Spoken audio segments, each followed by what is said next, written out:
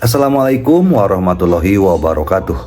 Apa kabar sobat-sobat sobter dimanapun berada? Semoga kita semua dalam keadaan sehat jasmani dan rohani, tidak kurangan satu apapun. Amin ya robbal alamin. Oke, kali ini Mimin akan bawakan sebuah cerita baru yang tokoh utamanya bernama Cucen. Dia adalah seorang menantu yang disepelekan. Oke, tanpa berlama-lama kita coba simak saja keseruan dalam cerita Cucen ini. Seperti biasa, sebelum dimulai ceritanya, bantu tekan tombol like terlebih dahulu dan berkomentar. Terima kasih sesudah dan sebelumnya. Gas. Bab 7. Menantikan penampilan Anda. Setelah kata-kata itu jatuh, hati semua orang di keluarga Song tidak bisa menahan kesemutan. Ye Shaohuang ada di sini, dan saat ini dia berdiri di belakang Song Ruhai. Sepertinya saya datang pada waktu yang salah. Ye Shaohuang masuk dan melihat anggota keluarga Song berdiri dan konfeti berserakan di lantai. Dia menduga ada sesuatu yang terjadi di ruang konferensi. Tuan Song, apa yang terjadi? Besar api.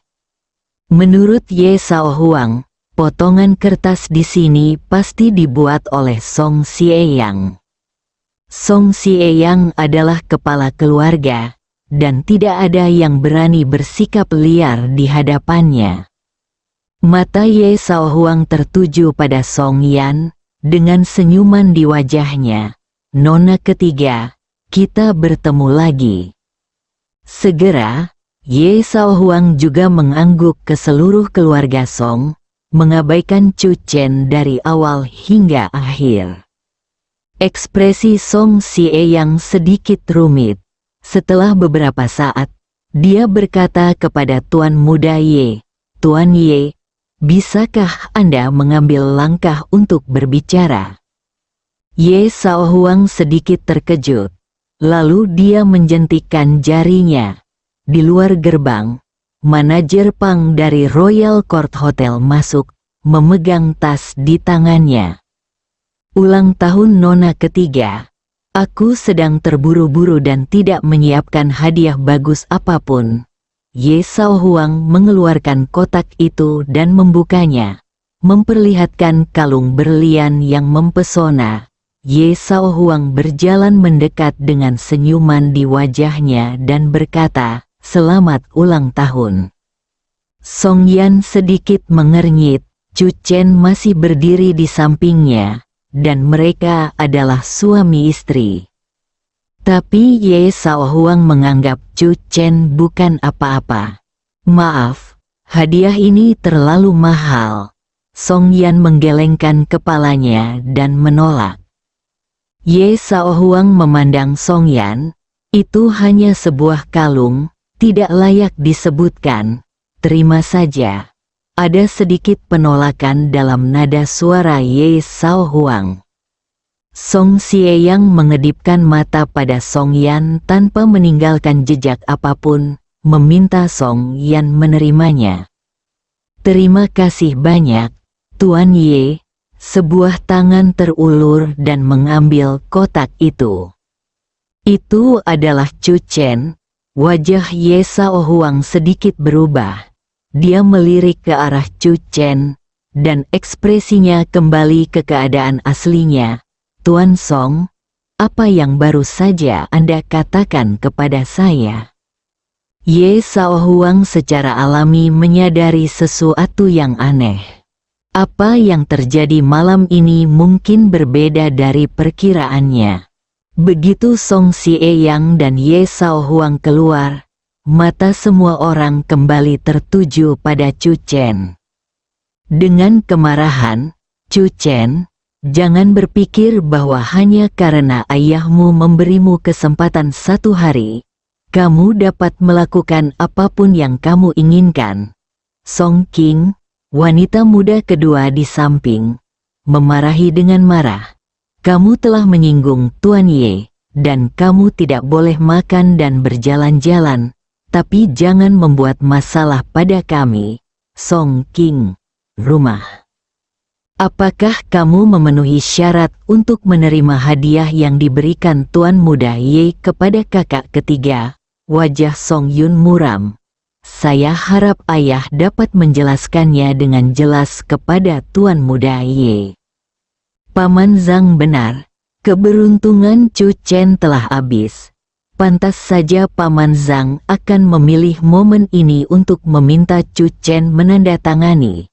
Jika Chu Chen baru saja menandatangani, dia akan menyinggung Tuan Muda Ye dan tidak akan ada hubungannya dengan keluarga Song kami.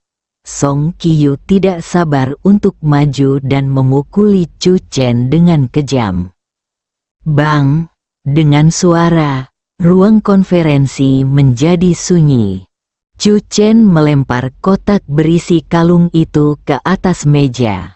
Dia berkata dengan tatapan tidak setuju. Tuan Muda Ye berkata, kalung kecil tidak layak untuk disebutkan. Mengapa kamu gugup? Kotak itu membentur meja dan kalungnya terjatuh di tengah jalan. Hati semua orang sepertinya terpukul keras. Orang bodoh ini benar-benar menganggap serius perkataan Tuan Ye. Lupakan saja. Aku tidak akan pernah mengakui bahwa Chu Chen berasal dari keluarga Song Ku.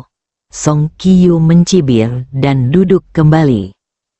Jika Paman Zhang tidak mengatur segalanya malam ini dan berkeliling dunia, saya benar-benar ingin meminta Paman Zhang untuk mencari tahu apakah Chu Chen diganggu oleh nasib buruk atau dirasuki roh jahat. Song King mendengus dingin. Ngomong-ngomong, ada murid Dao Zhang yang tinggal. Sebuah kecelakaan terjadi malam ini. Saya ingin tahu apakah murid itu dapat menemukan cara untuk menghubungi Dao Zhang. Su Yuexian berkata dengan cepat. Zhang Jian, setelah jamuan makan malam ini, pergilah dan jaga Dao Zhang. Diundang oleh guru Tao King Feng. Dia adalah satu-satunya murid Tao Zhang di kota Chan. Zhang Jian segera mengangguk. Sejak perjanjian perceraian dicabut oleh Chu Chen, Su Yuexian selalu merasa tidak nyaman. Dia khawatir keluarga Song akan terlibat dalam kesialan Chu Chen. Bang, pintu ruang konferensi dibuka lagi.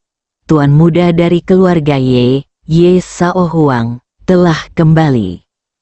Ruang konferensi tiba-tiba menjadi sunyi. Mata semua orang terfokus pada Ye Sao Huang, dan hati mereka menegang. Wajah Song Yan sedikit berubah. Mata Ye Sao Huang tertuju pada Chu Chen dan dia berjalan ke arahnya selangkah demi selangkah.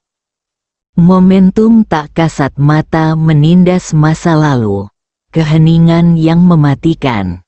Kamu tidak sepenuhnya bodoh. Ye Sao Huang berkata dengan lembut. Kamu sebenarnya menolak menandatangani perjanjian. Ye Sao Huang merendahkan. Menatap mata Chu Chen. Kamu tahu betul bahwa di keluarga Song, kamu hanyalah seekor anjing. Tetapi begitu kamu meninggalkan keluarga Song, kamu bahkan tidak sebaik anjing. Ye Sao Huang menghela nafas. Dari sudut pandang ini, kamu benar-benar pintar. Apakah kamu ingin menghabiskan satu hari untuk membuktikan bahwa kamu layak tinggal di keluarga Song? Ye Sao Huang mendekati Chu Chen. Matanya tajam. Dan dia berkata kata demi kata. Biarkan aku memberitahumu sesuatu. Keluarga Xia memang tertarik dengan Zen, pasar farmasi di kota. Tapi keluarga Xia yang mencari target kerjasama. Bukan keluarga Song, tapi keluarga Ye. Ada sedikit geli di sudut mulut Ye Sao Huang. Perwakilan keluarga Xia akan mendiskusikan masalah kerja sama khusus dengan saya di Royal Court Hotel besok. Jika Anda tertarik, Anda bisa tinggal di pintu masuk istana kekaisaran dan lihat bagian belakang perwakilan keluarga Xia. Ye Shaohuang tersenyum dan berbalik, berjalan ke pintu, berhenti sejenak, berbalik, memandang semua orang.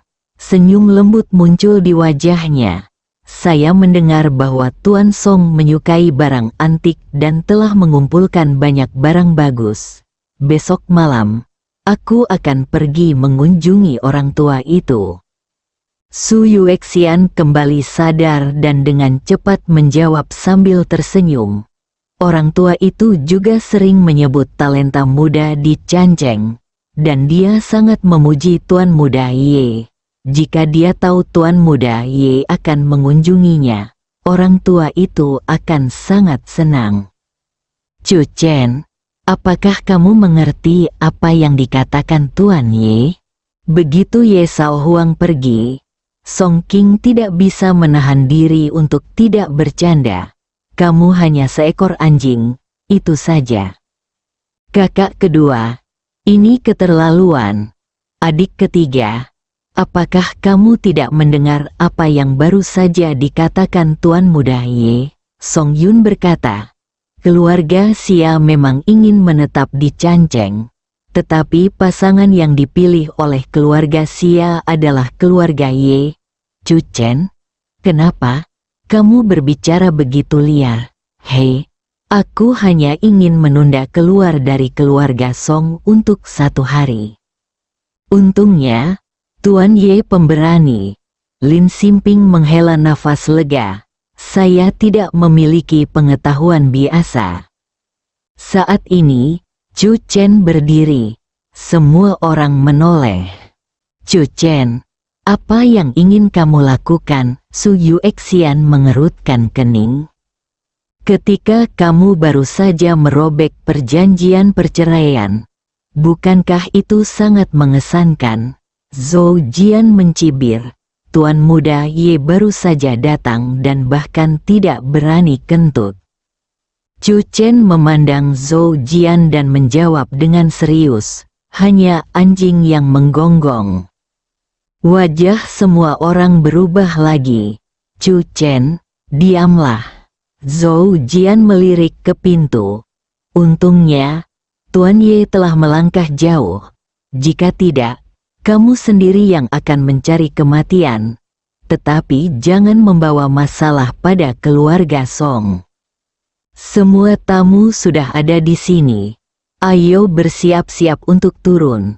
Song Sieyang masuk, melirik ke arah Chu Chen, dan berkata tanpa ekspresi, Ruhai akan mengatur seseorang untuk mengirim Chu Chen kembali.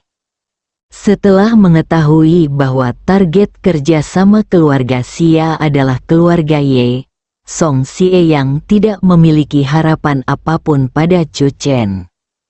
Jika Song Sieyang tidak berjanji memberi Chu Chen 1 hari, Song Sieyang akan menyuruh Chu Chen segera keluar. Karena perceraian antara Chu Chen dan Song Yan tidak dapat diumumkan pada jamuan makan, Chu Chen secara alami tidak memenuhi syarat untuk memasuki tempat tersebut. Hari ini cukup ketat. Lin Simping tertawa dan memandang Chu Chen dengan bercanda. Chu Chen, kembalilah dan bersiaplah dengan baik. Kami menantikan penampilanmu. Bab 8 acara apa yang ingin kamu tonton? Alis Song Yan sedikit berkerut dan dia melirik ke arah Chu Chen. Melihat ekspresi Chu Chen tidak berubah, Song Yan tidak banyak bicara. Lagi pula, dalam 5 tahun terakhir, meskipun Chu Chen secara nominal adalah menantu keluarga Song, tidak pernah ada waktu ketika Chu Chen mendapat tempat di meja makan keluarga. Anggota keluarga Song keluar dari ruang konferensi satu persatu. Pada akhirnya, Song Yan dan Chu Chen tertinggal. Setelah kamu kembali, kunci pintu kamarmu. Ingat, tidak ada yang bisa mengetuk pintu sebelum aku kembali. Song Yan memperingatkan Chu Chen beberapa kali berturut-turut. Chu Chen mengangguk. Saya mengerti. Chu Chen tahu dengan jelas bahwa Song Yan tidak mengkhawatirkan Ye Sao Huang saat ini. Tetapi Song Qingpeng yang baru saja menyuruhnya minum air Beijia. Dalam ingatan Chu Chen, Song Qingpeng sering melakukan sesuatu padanya secara terang-terangan atau terselubung dalam 5 tahun terakhir. Melihat sosok terakhir Song Yan yang pergi, mata Chu Chen bersinar dengan kilatan cahaya. Saya harap seseorang mengetuk pintu. Chu Chen bergumam pada dirinya sendiri, lalu berjalan keluar. Song Ruhai sedang menunggu Chu Chen di pintu masuk lift, dan ada seorang pemuda berdiri di sampingnya. Chu Chen menyadari bahwa pemuda itu adalah putra Song Ruhai, Song Biao. Mata Chu Chen sedikit menyipit. Di keluarga Song, kelompok Song Biao dan Song Qingpeng sangat dekat satu sama lain di hari kerja. Chu Chen, ikuti Song Biao kembali. Song Ruhai menjelaskan, kepala rumah menyuruhku naik tangga dan keluar melalui pintu belakang hotel. Ayah, jangan khawatir. Aku serahkan orang bodoh ini padamu. Song Biao terlihat sangat kuat, tersenyum, dan membawa Chu Chen ke tangga. Biaoer, Song Ruhai berseru, ragu-ragu, dan memperingatkan, hati-hati, Chu Chen belum menandatangani. Senyuman muncul di wajah Song Biao. Tidak apa-apa, aku berpengalaman mengalahkan karung tinju idiot ini. Kedua orang itu melakukan percakapan yang tidak bermoral, dan Chu Chen tidak dianggap serius sama sekali. Inilah yang menjadi kebiasaan keluarga Song selama 5 tahun terakhir. Chu Chen tidak mengerti apa yang mereka katakan. Tidak ada yang peduli dengan orang bodoh. Begitu dia berjalan ke tangga, Chu Chen melihat sosok yang dikenalnya, Song Qingpeng. Di sudut tangga, ada 2 orang di samping Song Qingpeng. Ketika mereka melihat Song Biao membawa Chu Chen, mata mereka berbinar di saat yang sama. Mereka melemparkan rokok di tangan mereka ke tanah dan melangkah pada mereka. Chu Chen, kita bertemu lagi. Song Qingpeng berjalan selangkah demi selangkah dan mencibir. Biarkan aku minum air Beijia, dan malam ini, aku akan membiarkanmu minum air seni Beijia. Chu Chen mundur selangkah, tapi Song Biao meletakkan tangannya di bahunya. Apa yang ingin kamu lakukan? Chu Chen tampak panik. Aku akan memberimu pelajaran bodoh ini.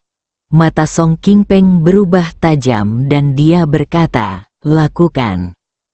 Song Biao tidak ragu-ragu dan tiba-tiba mengayunkan tinjunya, memukul bagian belakang kepala Chu Chen. Seru Chu Chen, dan telapak kakinya tergelincir. Dia menghindari pukulan Song Biao tanpa bersandar ke kedua sisi. Namun, Song Biao tampaknya telah mengerahkan terlalu banyak tenaga dan tiba-tiba terhuyung, dan tubuhnya yang kuat jatuh ke arah Song Qingpeng. Song Qingpeng dipukul mundur beberapa langkah oleh Song Biao. Apa yang kamu lakukan? Song Qingpeng meraung. Song Biao kembali sadar, tampak galak, dan bergegas maju. Di ruang tangga sempit, Chu Chen berteriak berulang kali dan terus menghindar. Song Biao tidak mendaratkan pukulan pada Chu Chen. Sebaliknya, dia secara tidak sengaja melukai Song Qingpeng dan 2 orang lainnya beberapa kali. Terdengar tangisan duka. Song Biao, apa kamu sakit? Teriaknya, geram. 1 orang tersapu menuruni tangga oleh tinju Song Biao. Saat telapak kakinya gemetar, orang di sebelahnya tidak bisa berdiri dan terguling menuruni tangga. Bang! Song Biao meninju hidung Song Qingpeng. Wajah Song Qingpeng memelintir kesakitan. Lagu Biao tercengang. Dia melihat tinjunya dengan tidak percaya. Mereka jelas ingin menghajar Chu Chen, si bodoh. Tapi sekarang, kecuali Chu Chen, 3 orang lainnya jatuh ke tanah. Song Biao berbalik dan melihat Chu Chen berdiri di samping, tenang dan tenang. Pupil matanya sedikit melebar, dan dia tanpa sadar berseru, "Chu Chen, jenis sihir apa yang kamu gunakan? Jika kamu mengatakan ini, tidak ada orang bodoh yang akan mempercayaimu." Chu Chen terkekeh. "Aku benar-benar ragu kamu biasanya tidak puas dengan mereka bertiga. Jadi kamu ingin mengambil kesempatan ini untuk menghajar mereka." Hidung Song Qingpeng sudah mengeluarkan darah, dan dia menangis kesakitan. Saat ini, dia mengangkat kepalanya dengan wajah galak. "Song Biao, beri aku penjelasan." Tentu saja Song Qingpeng tidak percaya bahwa ini mungkin sihir yang bodoh. Jiwa Song Biao gemetar, dan dengan kaki gemetar, dia berjalan mendekat untuk mendukung Song Qingpeng, menangis dan berkata, "Saudara Peng, aku sungguh tidak bermaksud begitu." Dia tidak pernah menyangka akan terjadi kesalahan saat berhadapan dengan Chu Chen. Song Qingpeng pasti tidak akan membiarkannya pergi setelah pemukulan yang kejam ini. Ini semua salah orang bodoh ini. Song Biao tiba-tiba berbalik, matanya tiba-tiba melebar. "Chu Chen telah menghilang. Kamu masih ingin melarikan diri?" Song Biao berdiri. "Berhenti!" teriak Song Qingpeng, darah berceceran dari hidungnya. "Aku pusing, cepat bawa aku ke rumah sakit." Pintu masuk lift. Chu Chen mengklik tombol, melirik ke tangga di sebelahnya, dan menggelengkan kepalanya sambil menghela nafas. "Saya tidak pernah menyangka bahwa pertama kali saya menggunakan teknik pergeseran Qian Kun dari Sekte Jiuxuan setelah turun gunung. Saya benar-benar akan menggunakannya untuk melawan beberapa orang yang tidak bermoral." Tai Diu Master. Pintu lift terbuka dan Chu Chen masuk. Apa yang terjadi malam ini mau tak mau muncul kembali di pikiranku.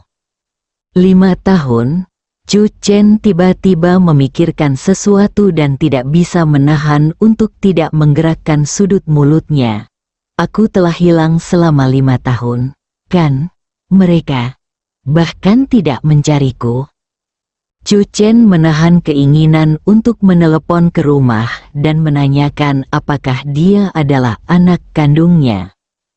"Lupakan saja, karena mereka tidak mencarinya. Aku akan kembali dengan keluargaku dalam beberapa tahun, berikan kejutan pada ibuku yang sudah tua."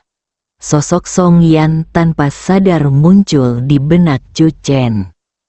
Dalam 5 tahun terakhir, jiwanya seolah dipenuhi dengan gadis ini. Setelah keluar dari lift, Chu Chen langsung keluar dari pintu. Dia sudah memberikan hadiah untuk makan malam ulang tahun Song Yan yang ke-23, dan dia tidak tertarik untuk tinggal. Berjalan keluar dari pintu depan dengan angkuh. Ketika penjaga keamanan di gerbang depan melihat Chu Chen, ekspresi mereka menunjukkan sedikit keanehan. Mengapa menantu keluarga Song yang bodoh ini tiba-tiba kehabisan tenaga lagi? Derit rem terdengar. Beberapa mobil sport mewah berhenti di depan hotel. Chu Chen berdiri di tengah pintu. Pintu mobil terbuka, dan pria serta wanita muda keluar satu demi satu. Mereka tampak seperti baru berusia 18 atau 19 tahun. Dasar bodoh, jangan pergi dulu. Seorang penjaga keamanan di dekatnya tidak tahan lagi dan mengingatkannya. Ini semua adalah pemuda dari keluarga besar di kota Chan. Mereka pasti ada di sini untuk menghadiri makan malam ulang tahun Nona Songsan. Kedatangan rombongan orang ini sontak memantapkan suasana di pintu masuk Royal Court Hotel, dan banyak satpam yang tak berani mengambil nafas. Sekelompok remaja dan gadis pemberontak melakukan sesuatu tanpa mempedulikan konsekuensinya. Di belakang orang-orang ini, semuanya memiliki latar belakang keluarga terkemuka. Manajer Pang segera keluar dengan senyuman di wajahnya dan berkata, "Perjamuan akan segera dimulai. Anda berada di sini pada waktu yang tepat. Silakan masuk." Manajer Pang, pertunjukannya belum dimulai. Seorang pria muda yang mengenakan kaos hitam tertawa keras. "Saya mendengar dari saudara Ye bahwa ada pertunjukan yang harus ditonton malam ini. Jadi saya membawa semua orang ke sini bersama saya." Ya, kami semua menantikan drama seperti apa yang akan ada di makan malam ulang tahun Nona Songsan. Saudara Ye berkata bahwa keluarga Song akan menceraikan dan mengusir menantu idiot yang datang ke rumah malam ini, dan dia akan mengumumkannya di depan umum. Ku dengar si bodoh itu tidak mengerti apa-apa. Kurasa Nona Songsan hanya, ahem. Pemuda berbaju hitam itu berhenti sejenak, dan ekspresinya mengungkapkan arti yang berarti. Saudara Laoye harus bekerja lebih keras malam ini.